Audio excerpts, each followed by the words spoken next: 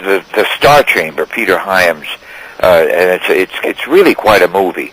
It's really quite a great character work in it, and I play a really terrifyingly freaky character. And I looked at it and I said, my God, I've never called upon to play anything that's quite that outrageous, But although Return is, I guess you'd say it's a serious. It's real serious. Very comical, the movie. From what I understand, according to your friend there in England, he tells me that you actually wrote, would you call it a sequel to Return of the Living Dead, and you're trying to make it into a graphic novel? Yeah, it's called Revenge of the Living Dead. I wrote that with Roger Carney, and we wrote the treatment for it. And I've gotten great response. I handed it to Dan O'Bannon, and he is a tyrant of a director. I've heard this. But we never had it. I mean, we got along great, and he almost never gets along with anybody he's worked with, from John Carpenter to David Giler and Walter Hill and all that. Oh, God. He really burns bridges, and I gave him my treatment, and I thought, ye gods and goddesses, what is he going to do?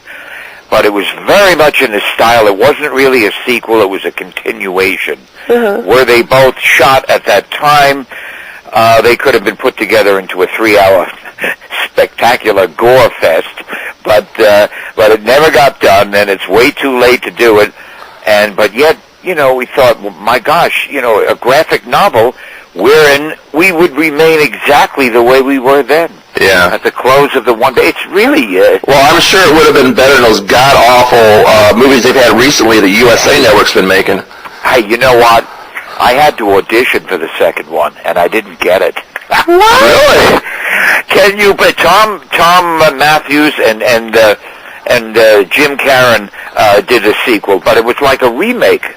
Right. It's terrible. The third one is directed by my friend Brian Usna, and it's a good film, but it's only in name only. He took it in a completely different direction, and he made a fine little movie, but it's not Return of the Living Dead. It's something else. So what was the reasons for not casting you? Did they actually tell you? I have no idea. He was a very strange chap. Wow. Wiederhorner, I think his name is, and I auditioned and didn't get the part, and they gave it to a vaudeville comic, Phil Bruns. That he can be very funny. I never saw the movie, so I have no idea how he came off. I heard he was a little big. Wow. But anyway, you wonder where Hollywood has their head at times. I heard that Al Lewis, Grandpa Munster, tried to get in some of the newest Munster movies. They told him he was too old to play the character. Well, yeah. It's nuts. Yeah. Well, that's the same with Hogan's Heroes, Sig Ruman, from Starlight 17. You've loved him, Sig Ruman, and all the Marx Brothers movies, and he always played that kid, and Sig Ruman, and he was a wonderful character actor. And when they cast Hogan's Heroes, he saw the show. He said, "My God!" He called his agent. "Why was I not in on this?" And the truth is, they hired John Banner, who paled compared to Sig Ruman. They thought he was dead. Wow. They never bothered to look for him. And the poor guy missed out on a great late career in a television series that was really quite popular, But, that's, you've heard all those tales before, it's the way it goes, Yeah. Anyway, I've done a few horror. Well, I'll tell you, excuse me, we all got colds around here. One of my favorite movies that you did, aside from Return of the Living Dead in the horror genre, is kind of also comedy type, is Chopper Chicks from Zombie Town. Now, again, made for spit. I came off of weekend at Bernie's, flew back to L.A., unpacked, packed, got in the car, and went up to Wrightsville, and we shot the movie. And, like bang, bang, bang, bang, bang, low budget and all that. But I had a good feeling about that, too. I said, this is a very wacko comedy.